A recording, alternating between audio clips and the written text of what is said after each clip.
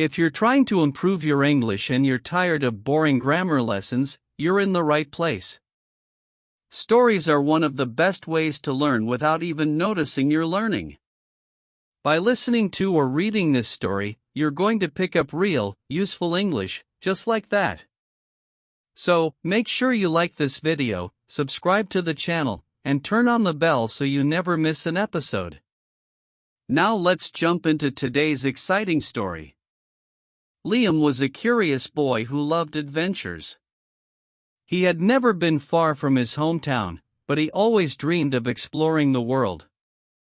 One summer, his family took a trip to South Africa, and he couldn't believe it. Cape Town, Table Mountain, the ocean. It all felt like a dream. On the third day of the trip, Liam woke up with a big smile. The sky was blue, the air was fresh, and the mountain stood tall and proud. He had read about Table Mountain so many times in books. But today he was finally going to the top. After breakfast, Liam packed his small backpack. He took a bottle of water, some snacks, his phone, a notebook, and a little flashlight, just in case. His parents were tired and wanted to relax at the hotel, but they said it was okay for him to go on his own, as long as he was careful. That was all Liam needed to hear. He walked through the busy streets, past colorful houses and shops, until he reached the base of the mountain.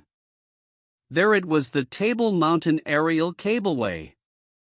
The gondola looked like a glass bubble, floating in the sky.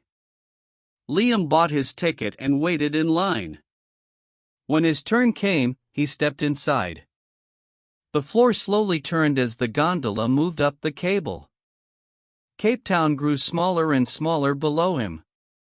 He could see the city, the beach, the ocean, and even some boats in the water.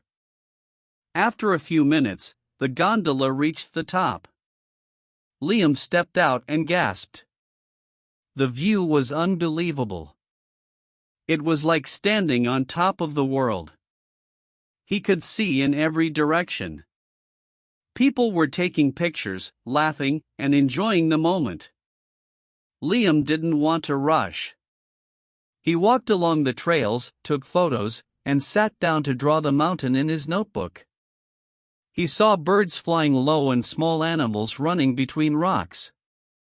Time passed without him noticing. At one point, he found a quiet spot and sat down. He took out his sandwich and ate slowly, thinking about how lucky he was.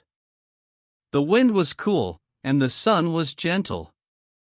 It was one of those moments he wanted to remember forever. But as the sun started to go down, Liam realized something. He didn't know what time it was. He reached into his pocket and looked at his phone. It was almost 7 p.m. A cold wave ran through him.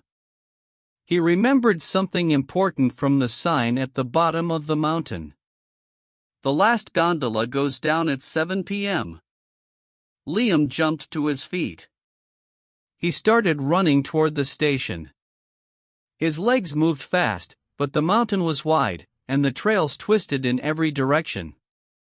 He tried to remember which path he took, but everything looked different now. He passed a few tourists who were leaving. One of them said something, maybe a goodbye, maybe a warning, but Liam didn't stop.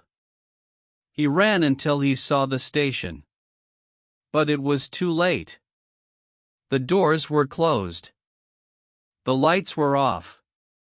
And the last gondola was already gone. Liam stood there, breathing hard, his heart racing.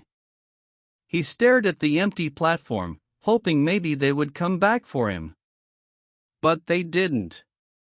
He was alone on top of Table Mountain. At first, he panicked. He didn't know what to do. He had no signal on his phone. There were no people around. The wind was stronger now, and the sky was getting darker every minute. He walked around the station, hoping to find someone.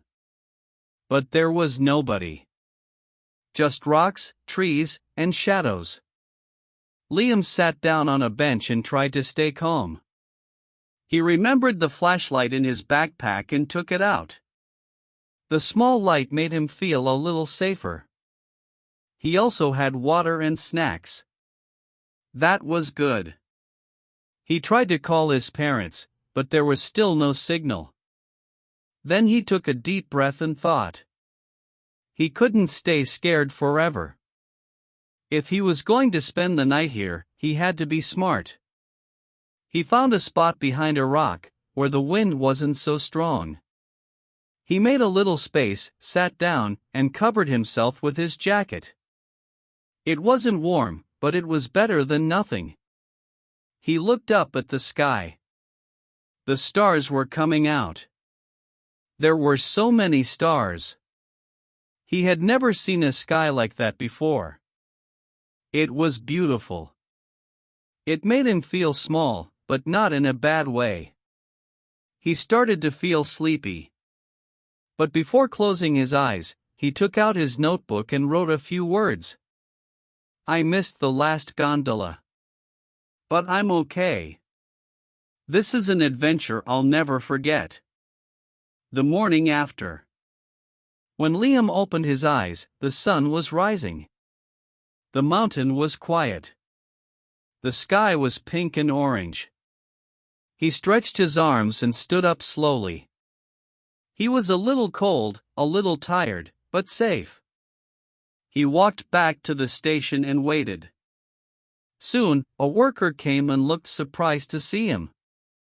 After some quick questions and a call to his parents, Liam was safely on the first gondola of the day. His parents were waiting at the bottom.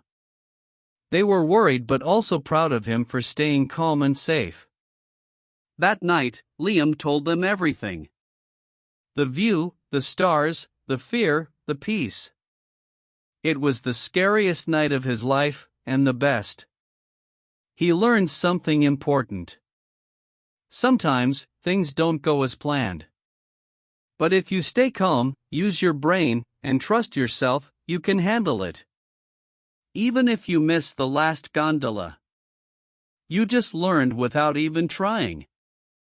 Can you believe it? You just read or listened to over 3,000 words in English. And here's the cool part, you learned grammar structures like past simple, he walked, he packed, he missed. Past continuous, he was sitting, the sun was going down. Conditionals, if he was going to spend the night, he had to be smart.